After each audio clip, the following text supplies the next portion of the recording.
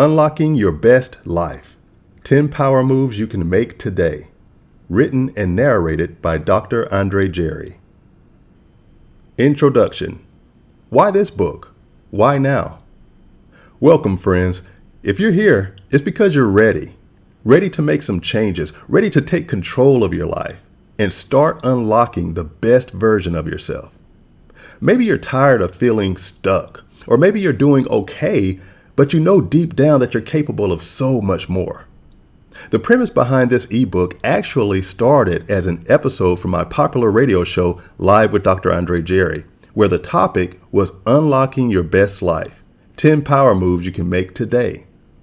The episode was so well received, with listeners reaching out to say how much the discussion resonated with them, that I was inspired and encouraged to turn it into a book.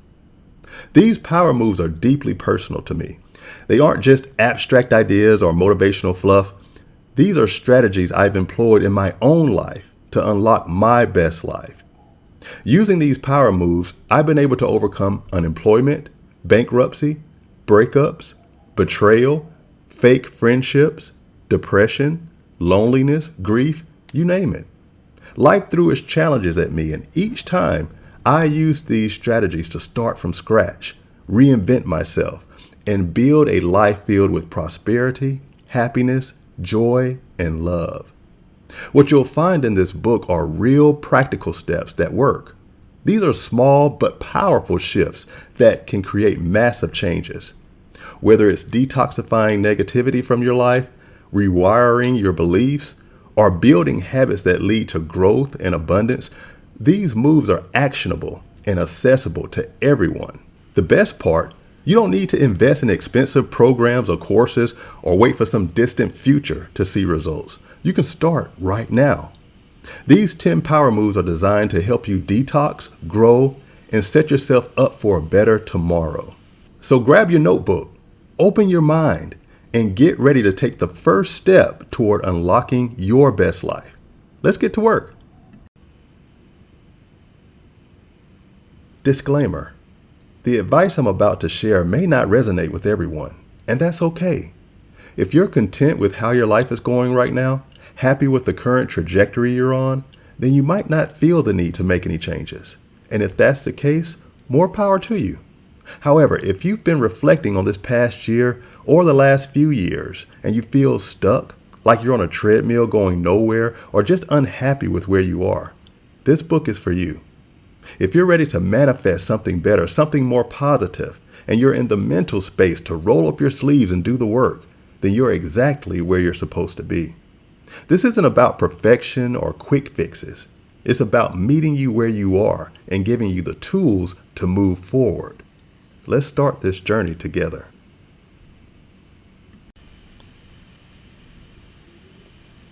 Chapter 1. Detox your mind. Stop watching the news. To unlock your best life, we need to start with what I call a mental detox. The first 4 power moves are fundamental because they're all about eliminating negativity. Now, don't worry, I'm not about to ask you to go on a diet or fast, but this kind of detox is absolutely essential to your success in the coming year. Why? Because in order to consistently attract good things into your life, you've got to create space by removing the bad. That's just the way it works. Let's jump into power move number 1, stop watching the news. Why stop watching the news? Okay, I know this might sound counterintuitive. Society has conditioned us to believe that responsible adults stay informed by watching the news. We're told it's the hallmark of a concerned citizen. But here's the hard truth. Most news programs are some of the most negative, toxic content you can consume. Think about it. News programs are designed to keep you glued to your screen. They thrive on fear, drama, and sensationalism. The constant stream of disasters, crime, and chaos create a toxic loop of anxiety and stress. Now, sure, there may be 1,000 beautiful, positive things happening in your community right now. People getting married, babies being born, businesses flourishing and thriving, but you won't hear about that. But what you will hear is Crime rates are up. The economy is collapsing. Natural disasters are everywhere. And before you know it, you're stuck in a mental cycle of fear and paranoia, afraid to venture out into the world or engage with others. My personal experience. Now, I stopped watching the news well over a decade ago, and let me tell you, it's been one of the best decisions I've ever made. The negativity was just too much. Now, I'm not saying you have to bury your head in the sand or ignore what's going on in the world, but trust me when I say that the truly important stuff will still find its way to you through coworkers, through family, through friends, or major headlines that you can't avoid. You don't need to marinate in bad news constantly to stay informed. For me, this wasn't about just tuning out negativity. It was about choosing to focus on things that move my life forward. I started replacing news time with activities that fed my spirit and boosted my productivity. Things like reading, meditating, listening to inspiring podcasts. All of this made a big difference. The impact of the news on your mindset. Okay, so we've all heard the saying, you are what you eat. We've all heard that before, right? Well, the same applies to your mind too. If you're constantly feeding it fear, stress, and negativity, then that's exactly what you're going to produce in your life. Watching the news doesn't solve the problems it reports on. It only fuels a sense of helplessness and despair. Here's what I want you to remember. Watching the news won't fix the problems it highlights, and it can drain your energy and pull your focus away from what really matters. The energy you spend consuming negativity could be used to build something better for yourself. What you can do instead. I'm not suggesting you quit cold turkey unless you want to, but consider this. 1. Limit your news consumption to 10 minutes a day. This gives you enough time to catch up on the headlines without getting sucked into the negativity vortex. 2. Choose balanced, less sensational sources like NPR, BBC, or Reuters. Number 3. Replace news time with something life-giving. Use that time to meditate, listen to a podcast, journal, or simply enjoy a walk outdoors. Reflection exercise. Okay, I want you to ask yourself, how do I feel after watching the news? Energized and informed, or drained and fearful? Also, I want you to take a moment and write down 3 positive ways you'll use the time you reclaim by cutting back on news consumption. Final thoughts. Breaking the habit of watching the news isn't about ignoring reality. It's about taking control of your mental diet. You don't have to eliminate it forever. Just detox for a while and see how it feels.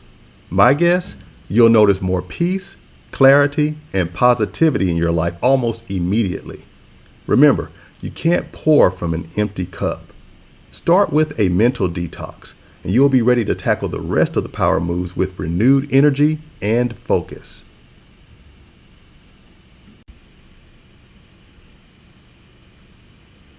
Chapter 2. Detox from social media. Now, I know this one may be tough to hear because social media is such a big part of our lives.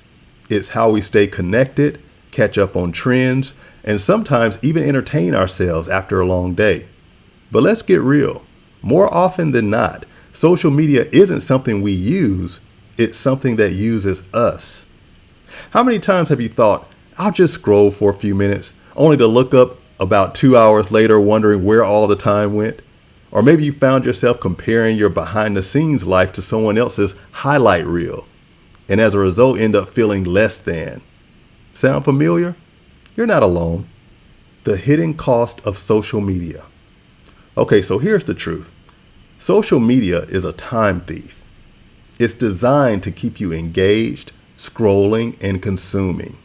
But while you're giving your most valuable resource, which is your time, to these apps, what are you getting in return?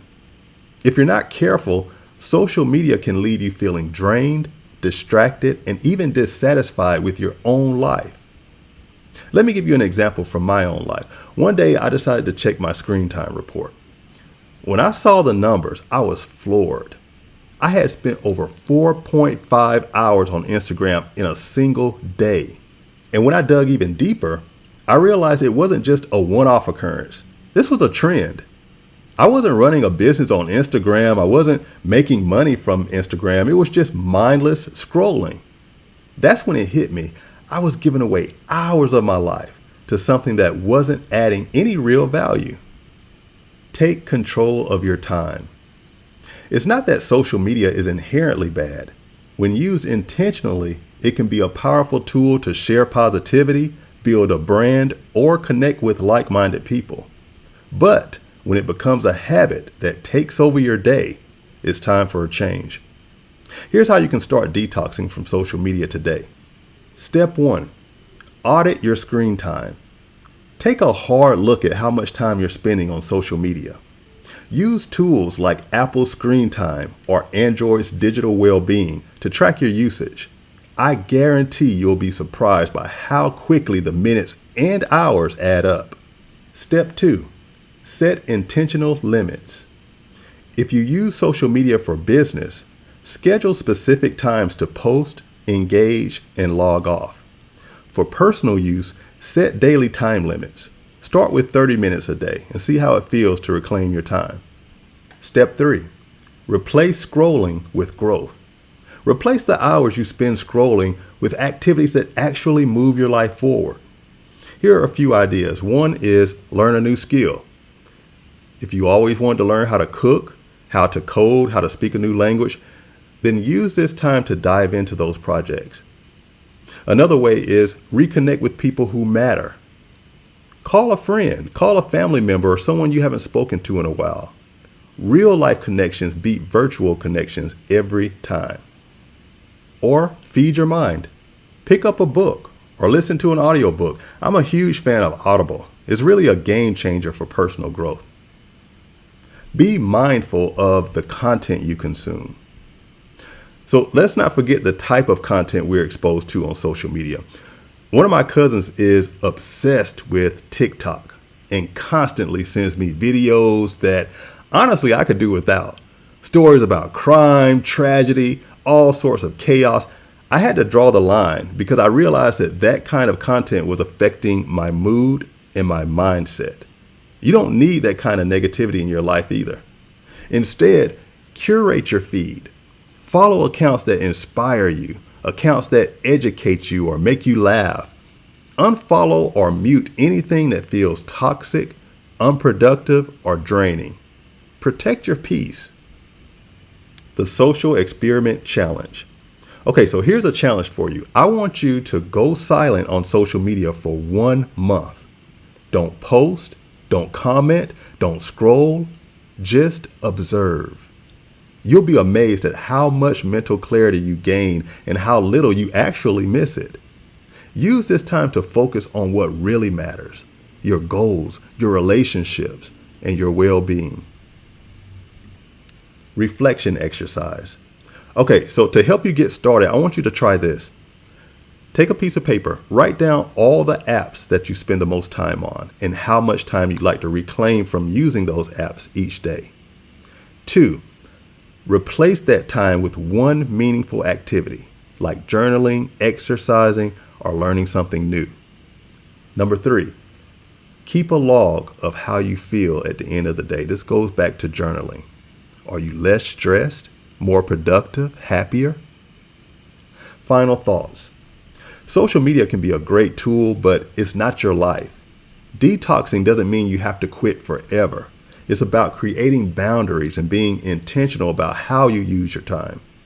Remember, the goal isn't perfection, it's progress. So start small. Log off for an hour today and just see how it feels. Your best life is waiting, and it begins with taking back control of your time. So here's the challenge. Track your screen time for 1 week. I guarantee you'll be shocked. Use tools like Apple's Screen Time or Android's Digital Wellbeing to monitor and set limits. As a review, here's what to do instead. Replace mindless scrolling with something meaningful. Learn a new skill like cooking, coding, or learning a new language. Call a friend who you haven't spoken to in a while. or pick up a book or start listening to audiobooks. Like I said, Audible is a game changer. And here's a quick tip. If you use social media for business, be intentional. Spend 30 minutes posting and engaging, and then log off.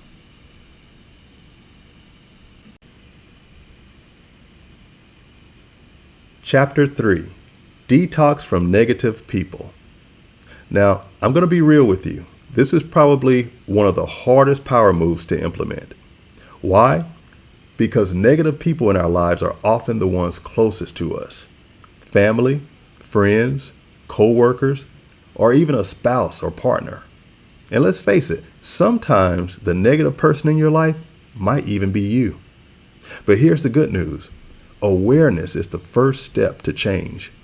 If you're willing to be honest with yourself and take inventory of the people in your life, you're already on the path to creating the peace and positivity you deserve.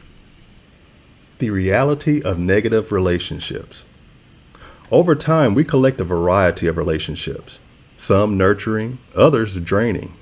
We've all had that friend or family member who leaves us feeling depleted after every interaction.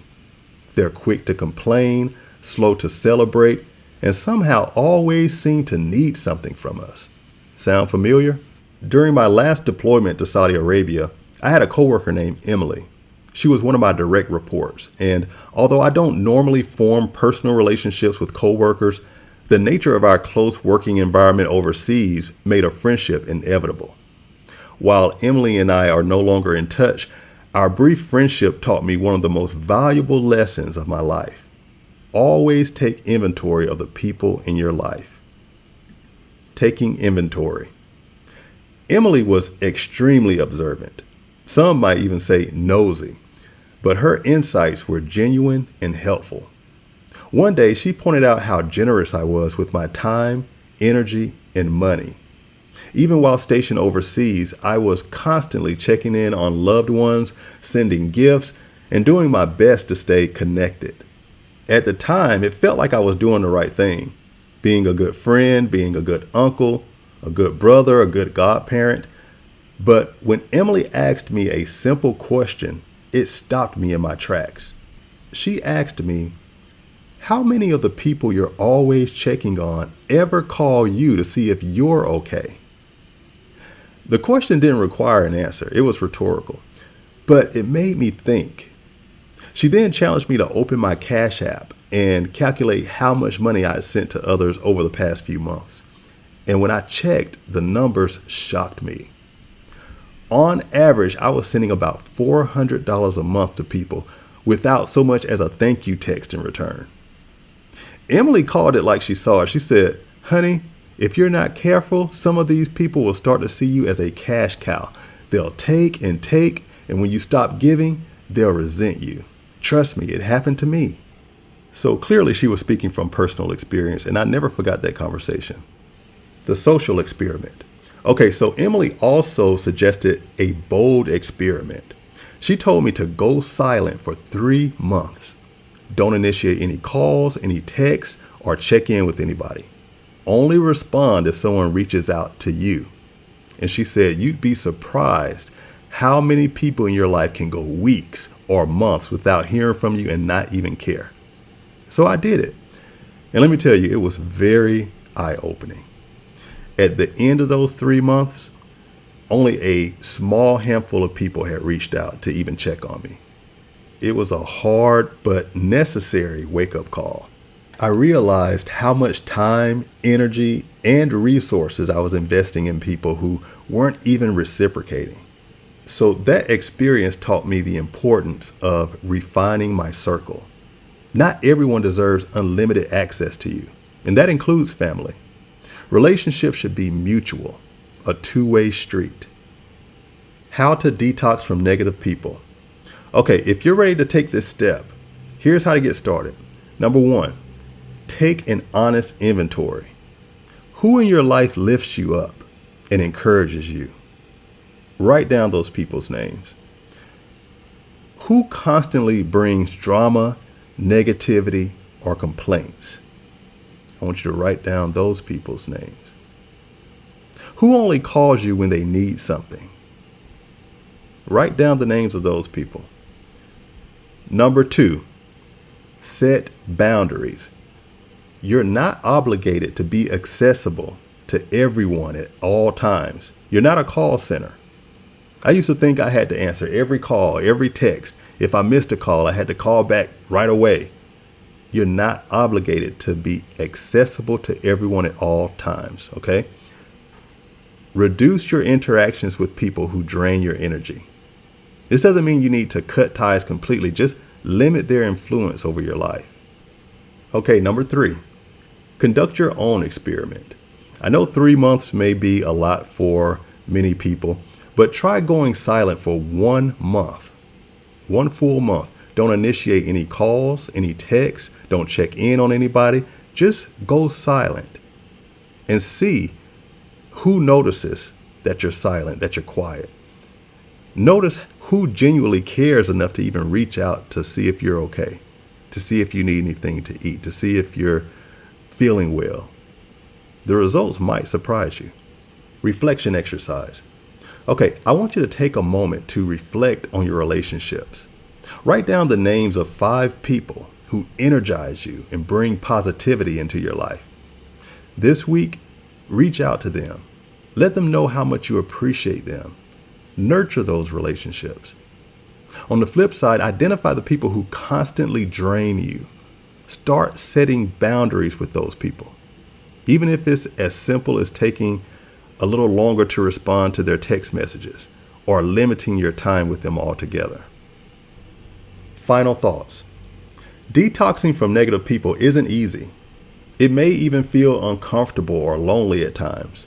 But remember this, you are the average of the 5 people you spend the most time with.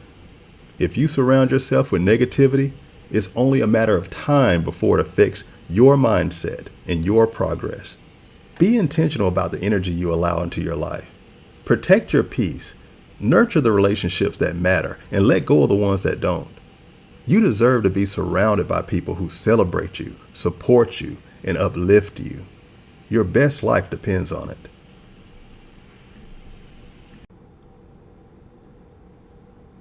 Chapter 4. Detox from negative emotions.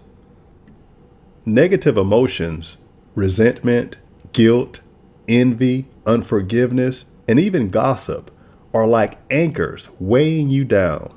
They block your blessings, cloud your judgment, and keep you stuck in cycles of negativity. Carrying them around is like dragging a 50-pound suitcase everywhere you go. The good news, you can choose to let it go. This power move is about detoxing your mind and spirit from the toxic emotions that hold you back. Let's dive into some of the most common culprits and how to release them. Guilt. Let go of what you can't change. Is there something in your life you feel guilty about? Maybe it's how you acted in a past relationship, a decision you regret, or a missed opportunity to make amends before it was too late. Whatever it is, I want you to hear this. You cannot undo the past. It's done. What you can do is learn from it, grow from it, and commit to doing better moving forward. Mistakes are reminders of our humanity. They're how we grow. So instead of replaying the guilt, ask yourself this: what did I learn from this experience?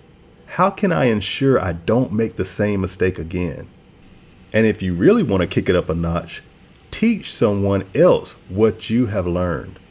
Sharing your wisdom can help others avoid the same pitfalls, turning your pain into purpose. Unforgiveness. Free yourself. Unforgiveness is a big one for so many of us. We've all heard it before. Holding on to unforgiveness is like drinking poison and expecting the other person to die. I've struggled with this myself, and it wasn't until I truly understood that holding on to resentment only hurts me that I began to let it go. Here's something to think about. When you hold on to anger or unforgiveness, you're tethering yourself to the past. You're holding on to a version of someone that may no longer exist. Think about how much you've grown and changed over the years. Do you want to be defined by who you were 10 years ago? No. Then why hold someone else to that outdated standard? Forgiveness doesn't mean you're excusing the behavior. It doesn't even mean that you have to reconnect with the person. It simply means you've decided to stop letting the past control your future. A personal lesson in forgiveness. Let me share something personal. About a year ago, my eldest sister said something to me and another sibling that was so hurtful. I wouldn't have even said it to a stranger, let alone family. It took me a full year to get to a place where I could forgive her. Why? Because I realized that holding on to that pain wasn't serving me. It wasn't moving my life forward in any way. So in therapy, I learned this powerful truth. Closure is an inside job. You don't need a conversation or even an apology to heal. Once I accepted that, I was able to let go of the anger and resentment toward my sister. It wasn't easy now. I cried, I vented, I even called her a few choice names in my mind, but eventually I found a place and I reached a place of peace with her in my heart.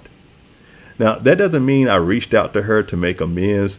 This wasn't my wrong to fix, but I did leave the door open for reconciliation if she ever chose to take accountability. You see, forgiveness is about freeing yourself, not necessarily restoring the relationship. Gossip and complaining. Break the habit. Okay, so let's talk about gossip and complaining. Gossip and complaining are sneaky forms of negativity that creep into our lives. They may feel harmless in the moment, but over time, they can chip away at your peace and your joy. Try this. I want you to challenge yourself to go 7 days without complaining. And instead of gossiping, redirect the conversation to something positive.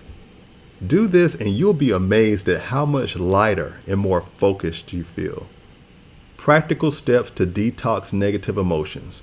Okay, so number 1, acknowledge your feelings. Don't suppress or ignore them. Journaling is something that can help you process what you're feeling and why. Number 2, practice forgiveness. Write a letter to the person you're forgiving. You don't have to send it, but write the letter and focus on releasing that pain. Number 3, replace negativity. When you catch yourself complaining or ruminating, replace the thought with a positive affirmation. For example, instead of, "I can't believe they did that to me," try saying this, "I'm grateful for the lessons I learned from that." Reflection exercise. I want you to take a moment to reflect on the emotions you've been holding on to. Ask yourself, what am I gaining by holding on to this? How is it serving me, or how is it holding me back? Then I want you to write down one small step you can take today to start releasing those emotions. Maybe it's forgiving someone, or apologizing for something you've done in the past, or simply deciding to let go of a grudge. Letting go of negative emotions isn't easy. It's a process. But I promise you this, the freedom, the peace, and the joy that you'll gain on the other side are worth every step. Detoxifying from these emotions is one of the most powerful moves you can make to unlock your best life. So keep going. You got this.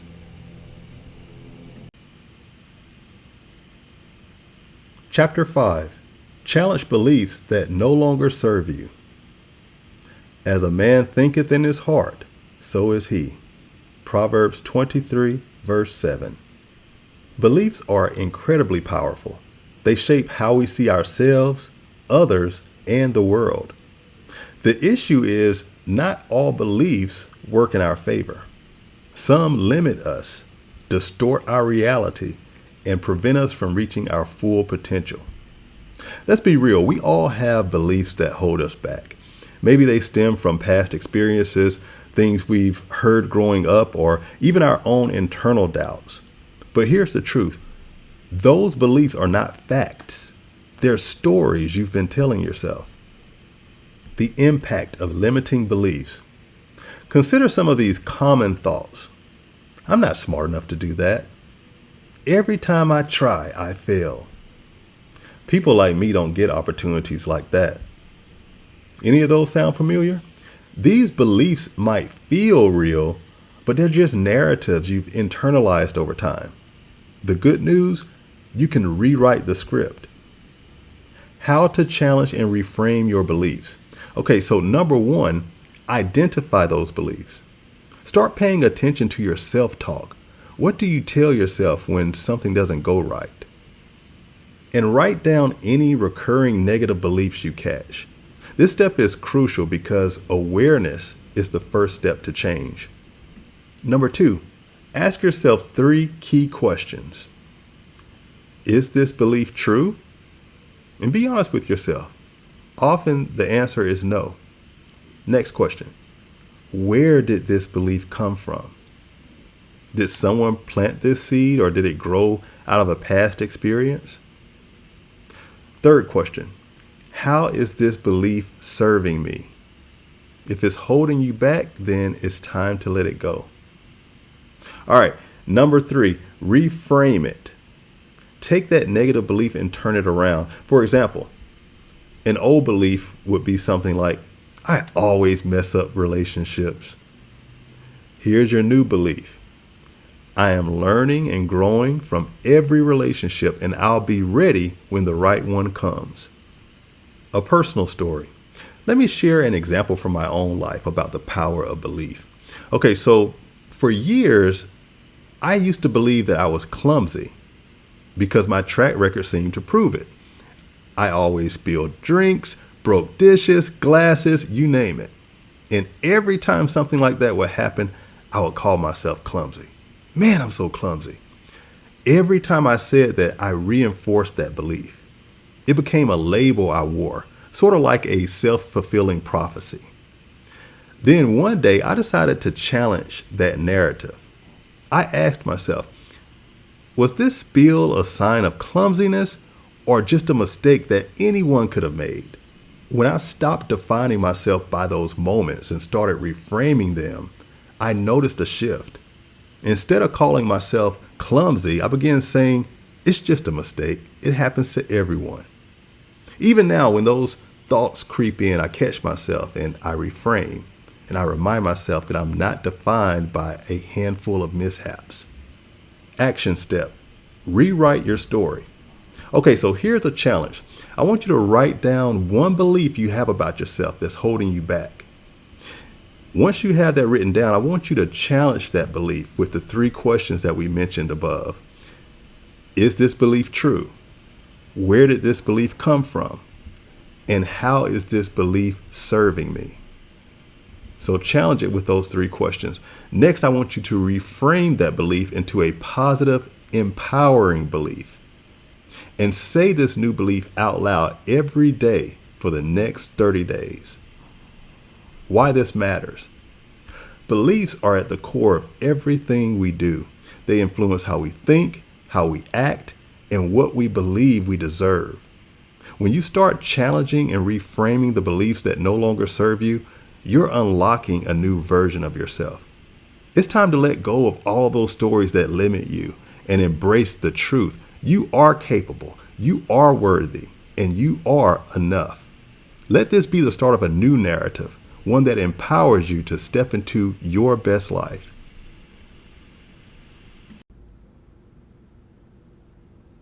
Chapter 6.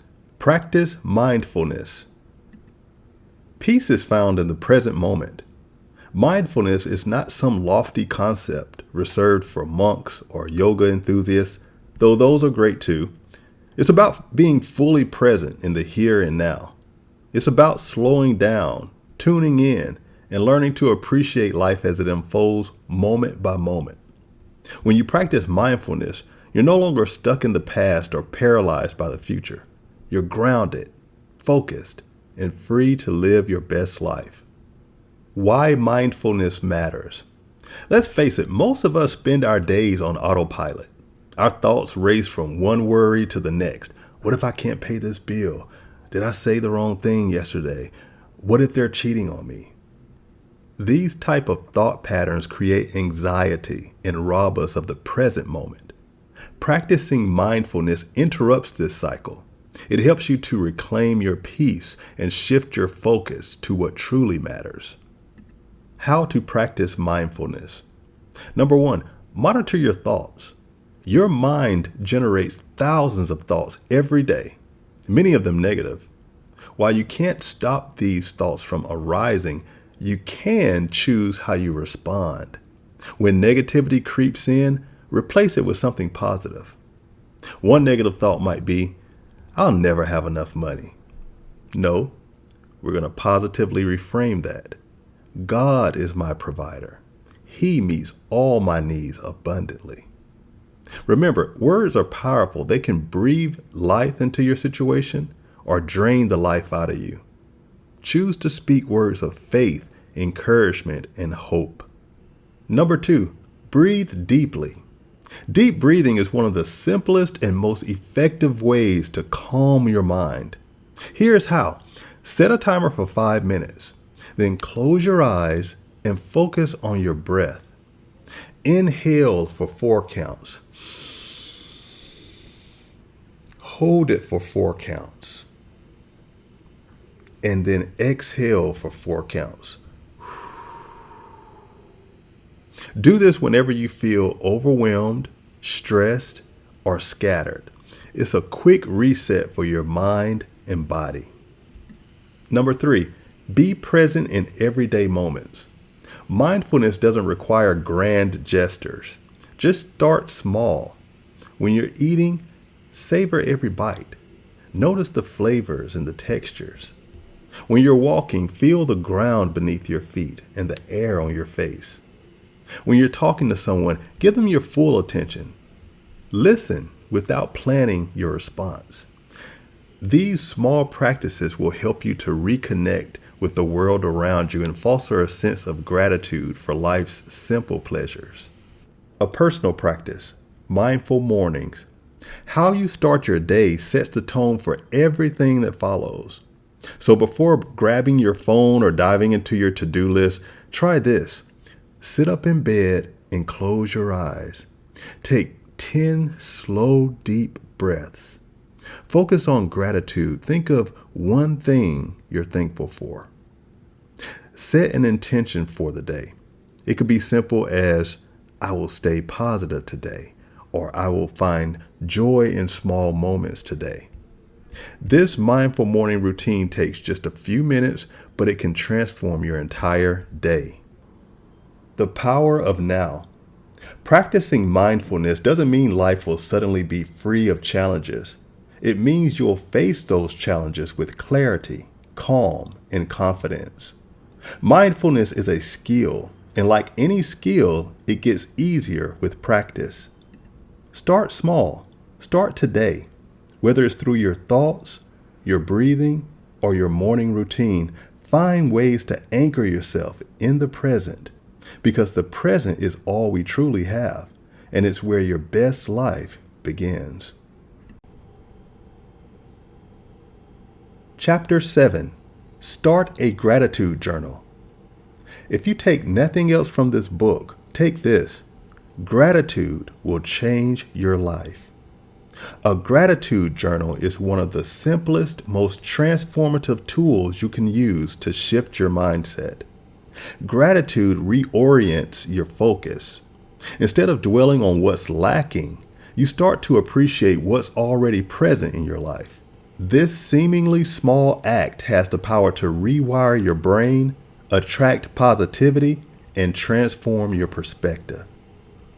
Why gratitude matters. Gratitude is a practice. It's not just about saying thank you when good things happen. It's about finding the good in every situation, no matter how small. Here's the thing. Life is going to throw challenges your way, but gratitude helps you to navigate those challenges with grace. You see, when you're focused on the blessings in your life, the difficulties don't seem as insurmountable. I was first introduced to the concept of a gratitude journal back in the early 2000s, thanks to Oprah Winfrey. Inspired by her, I picked up a plain notebook and wrote gratitude journal on the cover. And I started writing down the things I was grateful for every night before bed. Over time, this simple practice completely transformed how I viewed my life. How to start your gratitude journal. So this is easy to start. You don't need anything fancy. Here's how you do it. Number one, get a notebook or use an app. Any type of notebook will do, even one from the dollar store. If you're more tech savvy, you can download a journaling app on your phone. Number two, commit to daily gratitude. Every night before bed, write down at least 10 things you're grateful for. Start with the basics if you're unsure. I'm grateful that I woke up today. I'm grateful for clean water to drink. I'm grateful for the kindness a stranger showed me today. It doesn't have to be big or profound. Sometimes the simplest things bring the most joy. Number three, be consistent. The key to seeing results is consistency. That's with anything. Make it part of your nightly routine. Right before you turn off the lights, grab your journal and reflect on the day. And just express your gratitude in the journal. Bonus challenge, share the gratitude.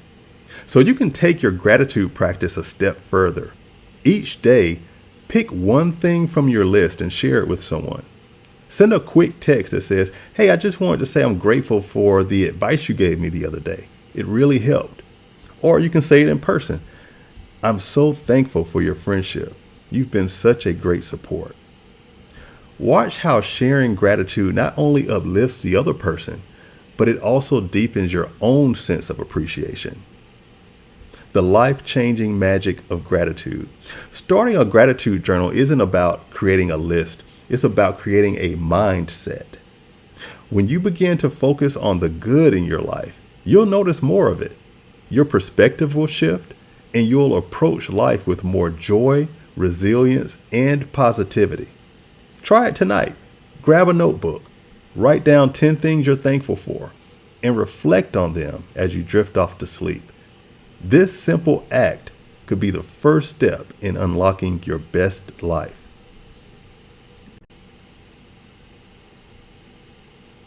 Chapter 8. Create a vision board. A vision without action is just a dream. What do you want your life to look like? Can you picture it? If you can't see it, you can't achieve it. And that's where a vision board comes in. A vision board is more than just a fun craft project. It's a powerful tool to help you clarify your goals, visualize your dreams, and manifest the life you want. It transforms your abstract aspirations into tangible, visible reminders of what you're working hard towards. Why vision boards work. When you see something consistently, your mind begins to focus on it. It's like planting seeds in your subconscious. Your vision board acts as a visual representation of your goals, keeping them at the forefront of your mind. Over time, this focus inspires actions and decisions that align with your dreams. How to create a vision board. Creating a vision board is simple, creative, and deeply personal. Here's how you can get started. Number one, gather your supplies. Grab a poster board, markers, scissors, glue, and a stack of magazines. If you're feeling extra creative, pick up some glitter, stickers, or decorative elements. Number two, define your vision. Take a moment to reflect on what you want to achieve in various areas of your life. In your career, do you want a promotion? Do you want to start your own business? Or do you want to switch careers? For your health, are you aiming for fitness goals or mental well-being? In your relationships, what kind of connections do you want to nurture or build? For personal growth, do you see yourself traveling, learning a new skill, or reaching a milestone? Number three, find your inspiration. Flip through magazines and cut out words, phrases, and images that resonate with your vision. For example, if you're dreaming of a beach vacation, find pictures of sandy shores and people alongside the beach. If you want to buy a house, include images of what your dream home looks like. If you're hoping for a better work-life balance, look for words like peace or freedom. Number 4, design your board. Arrange your images and words on the poster board in a way that inspires you. There's no right or wrong way to do this. Just let your creativity flow.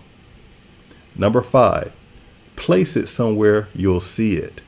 Hang your vision board in a spot that you pass by daily, like your bedroom, your home office, or even the fridge. The goal is to have it serve as a constant reminder of what you're working towards. Make it digital. If you're more tech inclined, create a digital vision board using tools like Canva, Pinterest, or even a simple collage app. Once it's done, set it as the wallpaper on your phone or computer. Every time you unlock your device, you'll get a dose of inspiration. Keep the momentum. Your vision board isn't just about sticking pictures on a poster. It's about committing to your goals.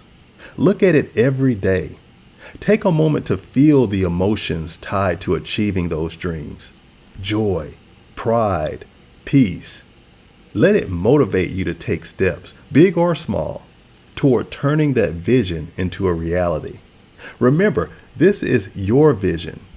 Don't worry about how you'll achieve every detail.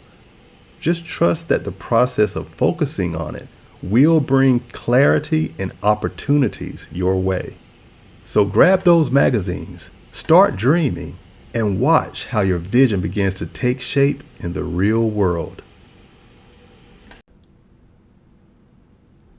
Chapter 9. Do something that challenges you. Growth doesn't happen in your comfort zone. Let's talk about comfort zones for a minute. We all have them. They're safe, predictable, and, well, comfortable. But here's the thing. Nothing exciting, groundbreaking, or life-changing happens there. If you stay in your comfort zone too long, you stagnate. And stagnation is the enemy of progress. Why challenges matter. Every challenge you face, whether it's public speaking, learning a new skill, or stepping into a leadership role, helps you grow. Challenges build confidence, resilience, and momentum. They force you to stretch and show what you're truly capable of. The discomfort is temporary, but the growth lasts a lifetime. My personal experience with challenges. When I was working on my doctorate, it took me 5 grueling years to finish. By the time I hit year 4, I was burned out. I wanted to quit, take a break, or just coast through life for a while. But something in me wouldn't let go of the goal. I pushed through, and when I finally earned that doctorate, I proved to myself that I could tackle even the toughest challenges. Another example is my radio show, Live with Dr. Andre Jerry. Believe it or not, I'm naturally introverted. Public speaking doesn't come easy for me at all. It makes me sweat. It makes me nervous. But I started doing that show because I knew I needed to grow. It terrified me at first, but now, at almost 50 episodes in, I'm here, and I'm better for it because it improved my communication skills and it forced me out of my comfort zone. Challenges don't have to be monumental to matter. The point isn't to climb Mount Everest tomorrow. It's to find something that stretches you just enough to grow. How to challenge yourself. So I'm going to give you 3 things. Number 1, identify what scares you. Take a moment to think about one thing you've been avoiding because it scares you. Is it speaking up in meetings? Is it starting a business, getting therapy, joining a gym? Whatever it is, acknowledge it.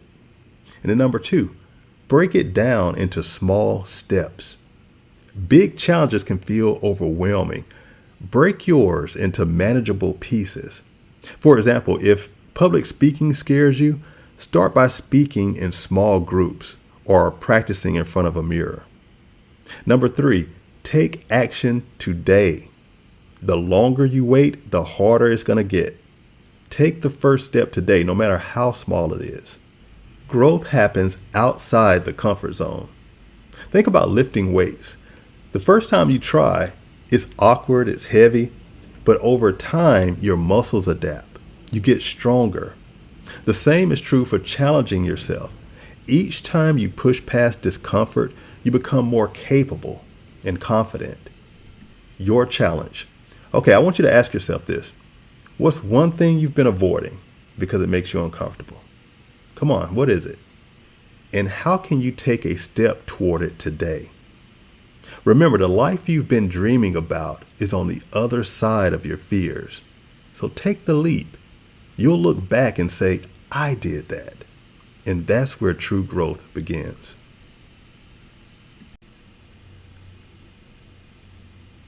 Chapter 10. Put something positive out into the world every day. What you give is what you get. Let's keep it real. Spreading positivity doesn't mean you have to be Gandhi or perform grand gestures every day. It can be as simple as a smile, a kind word, or a small act of thoughtfulness. These little moments add up, not just for others, but for you too. The power of small positives. Imagine walking past someone who looks stressed or down. You offer a warm smile and suddenly their entire demeanor shifts. That's the power of positivity. Positivity can look like a smile. Even if you're known for having a resting bitch face, just try smiling at someone. Not a creepy grin, just a genuine smile. Positivity can look like a compliment. Oh, I love your hair. Or that's a great car. These little words can brighten someone's day. Positivity can look like a quick text. Reach out to someone with a simple text that says, I'm thinking about you. I hope you're doing well. You never know who needs to hear that and when. Positivity can look like sharing something uplifting. Instead of getting into pointless arguments on social media, post something inspirational, funny, or heartwarming. A lot of times what I'll do is I'll just post random positive comments on a YouTube video or a post that says something like, I hope you have a great day, or have a blessed day, or you're doing great. Thank you for this video. Something uplifting that will make someone else feel good, even for a moment. My personal experience. Okay, so back in the day, I used to text random Bible verses to strangers. I just make up phone numbers and send them a scripture. Now, did I always get positive responses or responses at all? No. But some people would reply and say, thank you, I needed this. One time a person told me to go to hell, but I wasn't doing it for the response. I did it because I believed in the power of putting something good out into the world. You never know what someone else is going through. That one small act, whether it was a kind word, a shared scripture, or a helping hand, might come at the exact moment they need it most. Why it matters. Here's the deal. Energy is contagious. When you radiate positivity, you attract positivity. It's that simple. And while your small acts of kindness may not seem like much to you, they could mean everything to someone else. Your kindness could inspire a chain reaction. That person you smiled at might decide to pass it on. That compliment you gave someone could be the confidence boost they needed to do something great. That text could remind someone that they're not alone. Your positivity challenge. Okay, so for the next 7 days, I want you to commit to doing one positive thing each day. It doesn't have to be anything grand, just something small and meaningful. Here's your plan. Number 1, be intentional. Each morning, think about one thing you can do to spread positivity. 2, keep a log. Write down what you did and how it made you feel. And 3, reflect. At the end of the week, look back at your log. Notice the energy shift in your life and how those small acts impacted your mood and your mindset. Your homework. As we wrap up this journey, let this chapter serve as a reminder. Positivity isn't just about helping others. It's about helping yourself. Whether it's a smile, a kind word, or just sharing something uplifting, you have the power to make the world a little brighter every single day. So go ahead, start small. Watch how the ripple effect changes lives, including your own. Conclusion: start today, not tomorrow. Here's the truth. There's no perfect time to start improving your life. Forget waiting for the new year, next Monday, or some magical moment in the future. The right time to take action is now. You've made it through the 10 power moves, but this isn't the end of the road. It's the beginning of a transformative journey. These strategies are not just ideas or motivational fluff. They're actionable, practical steps you can take to create real changes in your life. It's easy to feel overwhelmed when you think about making big changes, but remember, transformation doesn't happen all at once. It starts with a single step. Pick one power move from this book, just one, and start working on it today. Maybe it's the beginning of a gratitude journal and shifting your focus to the blessings in your life. Perhaps it's challenging an old belief that's been holding you back for years. Or maybe it's stepping out of your comfort zone and doing something that scares you a little. Whatever resonates with you, the important thing is just to start right now. Don't overthink it. Don't wait for the perfect circumstances.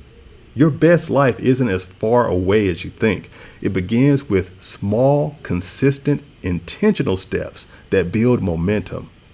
Over time, these steps become habits, and those habits become the foundation of a life filled with joy, purpose, and fulfillment. Thank you so much for allowing me to share this journey with you. Writing this book, built from personal experience and hard-won lessons, has been my honor.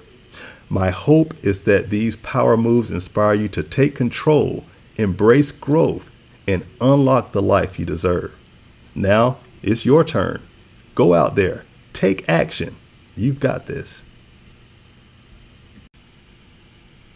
About the author.